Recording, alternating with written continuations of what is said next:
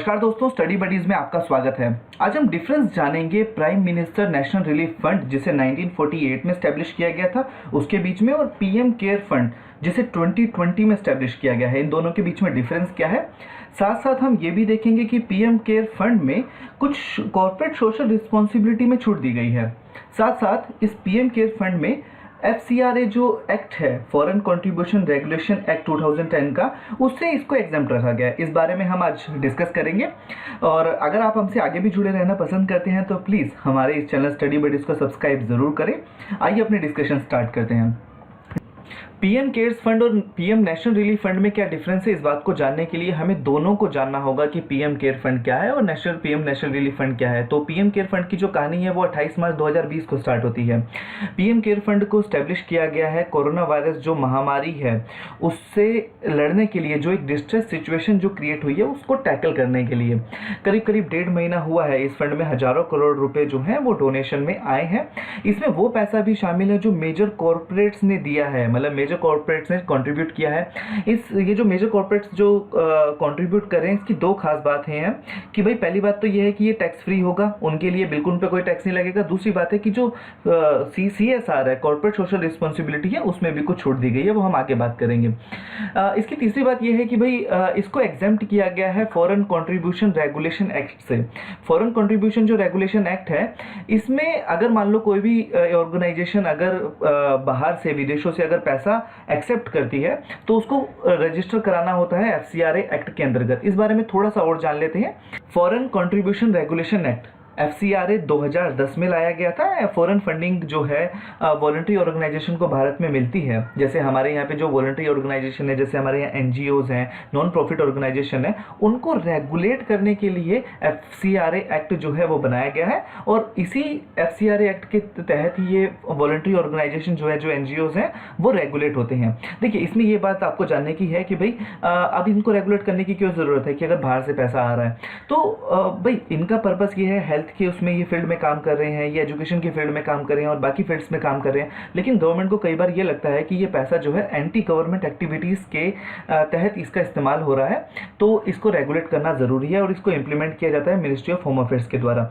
ये act ensure करता है कि जो पैसा ये वॉलंटरी ऑर्गेनाइजेशन जो रिसीव कर रही हैं, वो जिस पर्पज़ के लिए रिसीव कर रही है उसी पर्पज़ के लिए वो पैसा खर्च हो, मतलब वो पैसा खर्च हो और वो दूसरे पर्पज़ के लिए इस्तेमाल ना हो। इसीलिए जो ऑर्गेनाइजेशन इस एक्ट के अंतर्गत रजिस्टर हैं, हर 5 सालों में उनको जो है दोबारा रजिस्टर करना होगा और अपनी सारी की सारी जो रिपोर्ट्स हैं कहाँ पे वो पैसा खर्च कर रहे हैं वो देना होगा।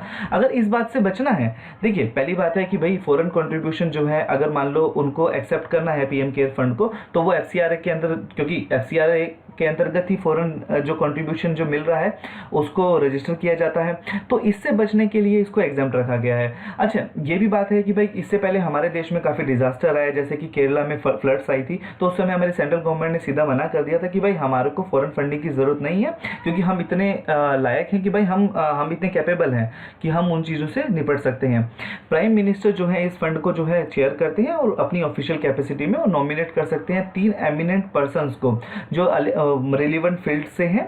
देखिए, जो ये ट्रस्ट बनाया गया है इसके बोर्ड मेंबर होंगे, उन 3 मेंबर्स को जो है प्राइम मिनिस्टर नॉमिनेट कर सकते हैं। ठीक है, प्राइम जो मिनिस्टर्स हैं डिफेंस के, होम मिनिस्ट्री के, फाइनेंस मिनिस्टर्स जो हैं वो एक्स ऑफिशियो ट्रस्टी होते हैं इस फंड के। जो फॉरेन कंट्रीब्यूशन रेगुलेशन फंड है, इस बारे में हम बात कर चुके हैं। कौन कौन पर्सन जो है इस मतलब फंड में कंट्रीब्यूट कर सकता है।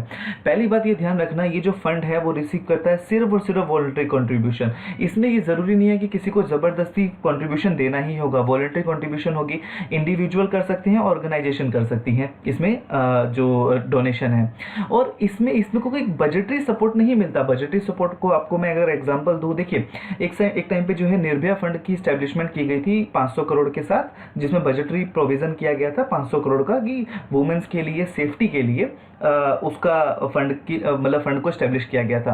तो यहाँ पर कोई जो है बजटरी सपोर्ट नहीं मिलता है। डोनेशन जो है जितनी भी इसमें की जाएंगी वो टैक्स एग्जेम्प्टेड होंगी, इस बात का ध्यान रखिएगा, तभी मेजर कॉर्पोरेट्स डोनेट कर रहे हैं। और ये जो डोनेशन जो की जाएंगी उसको जो है काउंट किया जाएगा जो कंपनी की कॉर्पोरेट सोशल रिस्पॉन्सिबिलिटी ऑब्लिगेशंस है उसके अंतर्गत। अब ये जान लेते हैं कि CSR है क्या। देखिए, ये जो CSR है इस बारे में थोड़ा सा जानेंगे कि भाई अप्रैल 2014 में आई थी। इसमें क्या है कि भाई किसी भी कंपनी को 2% उनका एवरेज प्रॉफिट लास्ट 3 सालों का वो खर्च करना है as a corporate social responsibility, क्योंकि समाज से ही उन्होंने पैसा कमाया है तो उनको वहीं पे खर्च करना है। और भाई ये ऐसा है कि लोगों के भले के लिए पैसा खर्च होगा। इसमें जो प्रॉफिट है ओवरसीज ब्रांचेस का, जो विदेशों में जो किसी कंपनी की ब्रांचेस हैं या डिविडेंड जो उनको मिलते हैं, वो इनके नेट प्रॉफिट में कैलकुलेट नहीं होते हैं। ठीक है, कौन सी कंपनी इसके अंदर दायरे में आती है? पहली वो कंपनीज आती हैं जिनकी नेट वर्थ जो है वो 500 करोड़ है। दूसरी वो कंपनीज आती हैं जिनका टर्नओवर करीब करीब 1000 करोड़ है पूरे साल में। और तीसरी, मतलब या तो देखो इन तीनों में से कोई भी वो कंपनीज आएंगी जिनकी 500 करोड़ नेटवर्थ है, टर्नओवर 1000 करोड़ है, या जो नेट प्रॉफिट है पूरे साल का वो 5 करोड़ है। जो फॉरेन कंपनीज जो है इंडिया में रजिस्टर्ड हैं वो भी इसमें इंक्लूडेड होती हैं। कहाँ पर वो पैसा खर्च करेंगे? वो सिर्फ भारत में ही अपना पैसा खर्च करेंगे। वो कंपनी जो है अपना एक बोर्ड बनाएगी, CSR पॉलिसीज उनकी क्या होंगी। जैसे एक कंपनी जो है वहाँ पर देखिए अलग अलग कंपनी अलग अलग कॉर्पोरेट सोशल रिस्पॉन्सिबिलिटी में पैसा खर्च करती हैं। कोई मतलब कोई जो खर्च करता है वहाँ पर एनवायरनमेंट के लिए कोई पैसा खर्च कर रहा है, कोई एजुकेशन में खर्च कर रहा है, कोई हेल्थ में खर्च कर रहा है, तो वहाँ का बोर्ड जो उस कंपनी का है वो डिसाइड करेगा। ठीक है, तो भाई जितना भी पैसा आएगा वो टैक्स एग्जेम्प्टेड होगा, और जो कॉर्पोरेट सोशल रिस्पॉन्सिबिलिटी है उसमें वो काउंट होगा। इसलिए मेजर कॉर्पोरेट जो है वो डोनेट कर रहे हैं। जो prime minister national relief fund है, इसके बारे में थोड़ी सी बात करते हैं। इसको इनिशियली जो ये मैनेज किया जाता था कमेटी के द्वारा।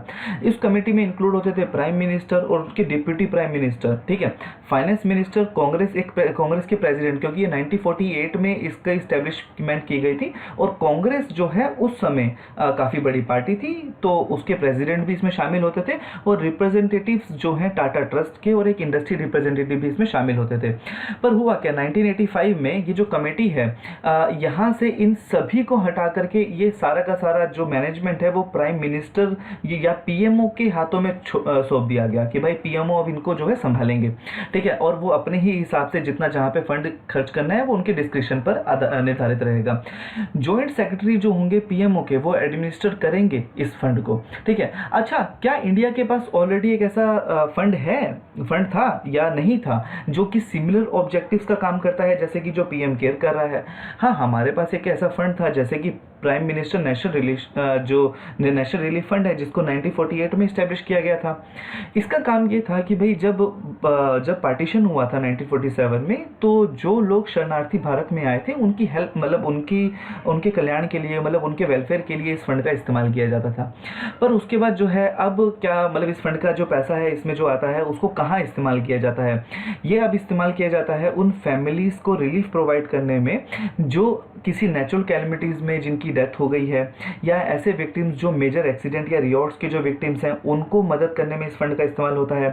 ये जो फंड है इसमें जो लोग हैं जिनको मेडिकल एक्सपेंसेस जो हैं, जो एसिड विक्टिम्स हैं, उनके लिए ये पैसे का इस्तेमाल होता है, और जो बाकी अदर्स इस तरह की जो खर्चे हैं उनके लिए इस फंड का इस्तेमाल किया जाता है। दिसंबर 2019 तक की हम बात करते हैं, जब से ये कोरोना वायरस डिजीज आया है तब उस समय तक prime minister national relief fund में अनस्पेंट बैलेंस जो था वो करीब 3800 करोड़ का था। अपोजिशन जो लीडर हैं, जो विपक्षी पार्टीज हैं, उन्होंने ये बात कही कि भाई क्वेश्चन उठाया कि भाई जब ऑलरेडी हमारे पास एक ऐसा फंड है और उसमें पैसा भी है, तो भाई आप नया पीएम केयर फंड क्यों लेकर आ रहे हो? ठीक है, और जो कि सिमिलर ऑब्जेक्टिव्स के तहत लाया गया है। स्टेट्स के पास भी इस तरह के जो है चीफ मिनिस्टर रिलीफ फंड है। स्टेट्स ने ये कहा है कि भाई आप डोनेशन जो कर रहे हैं वो हमारे फंड में करें, चीफ मिनिस्टर रिलीफ फंड में करें, क्योंकि भाई सबसे ज़्यादा जो कोविड-19 से जो रिलीफ ऑपरेशन जो चल रहे हैं उसको मेजर बर्डन तो यार स्टेट्स पर ही पड़ रहा है ना, क्योंकि सेंटर तो अपना काम कर ही रही है, लेकिन स्टेट्स मेनली जो लोग हैं वो स्टेट्स में हैं और वहाँ की जिम्मेदारी स्टेट्स के पास आती है। तो स्टेट्स कह रहे हैं कि हमारे पास भी, हमारे जो चीफ मिनिस्टर रिलीफ फंड है उसमें भी आप डोनेट करिए।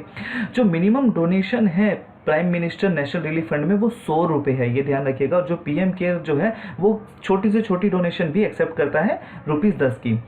दोनों prime minister national relief fund और पीएम केयर फंड जो है वो चैरिटेबल पब्लिक ट्रस्ट हैं, ये ध्यान रखिएगा। और ये दोनों के दोनों फॉरेन डोनेशन को एक्सेप्ट करते हैं।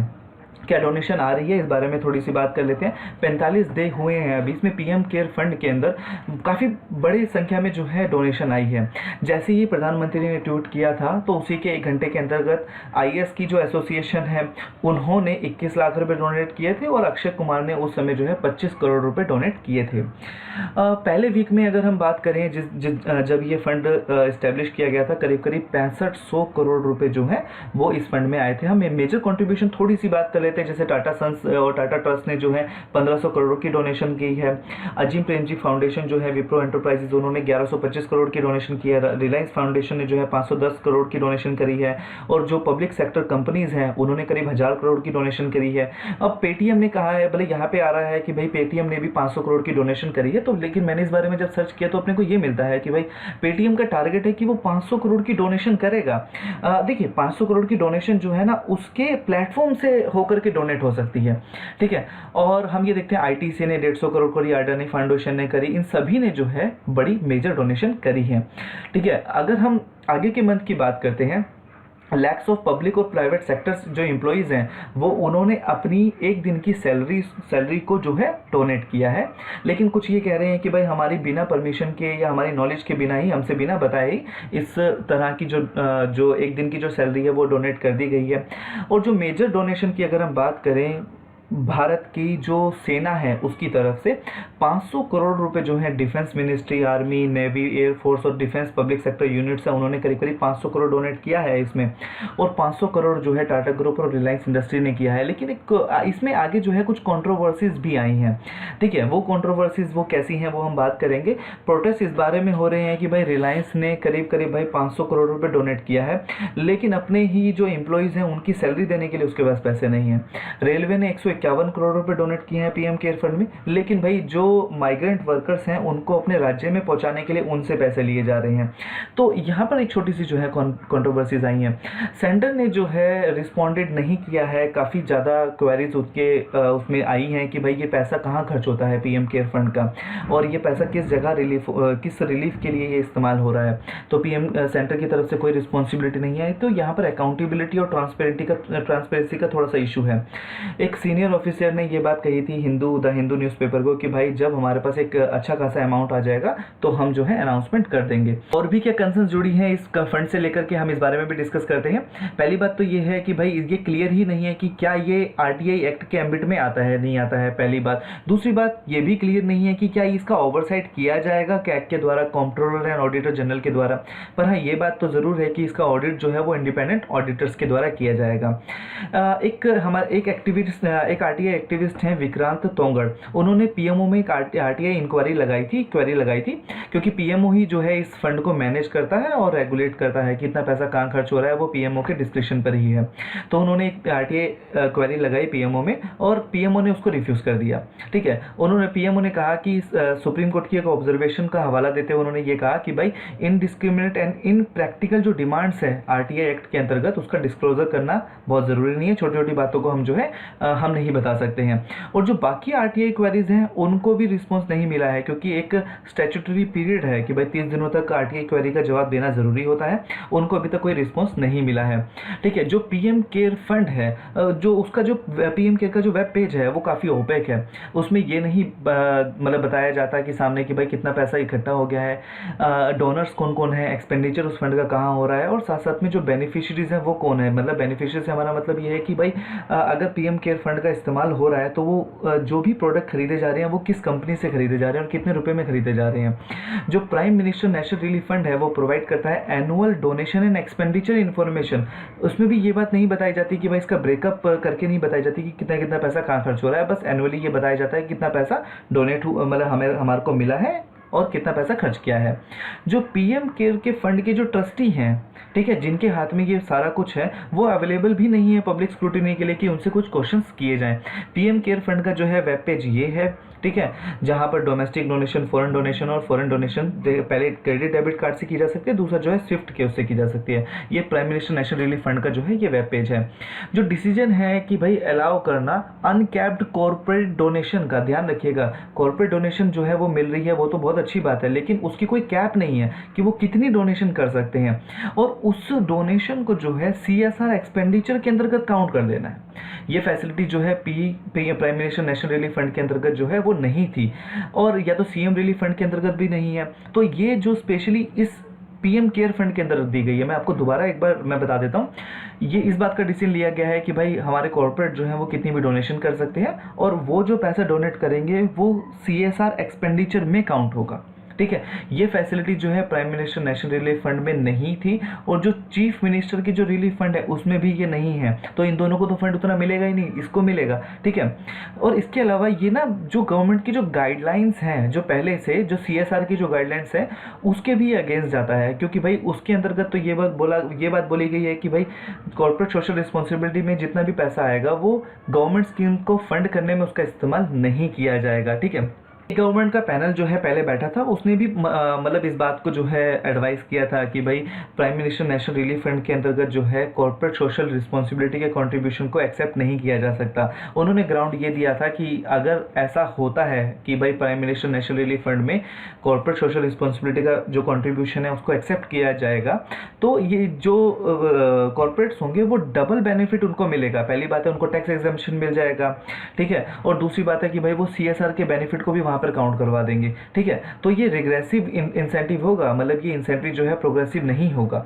ठीक है, आई होप आज की डिस्कशन हमारी फ्रूटफुल रही हो। अगर आपको कोई डाउट्स हो तो प्लीज़ हमें ज़रूर बताएं। अगर आपको वीडियो पसंद आई हो तो प्लीज़ हमारे चैनल स्टडी बडीज़ को लाइक ज़रूर करें और सब्सक्राइब ज़रूर करें। Thank you so much.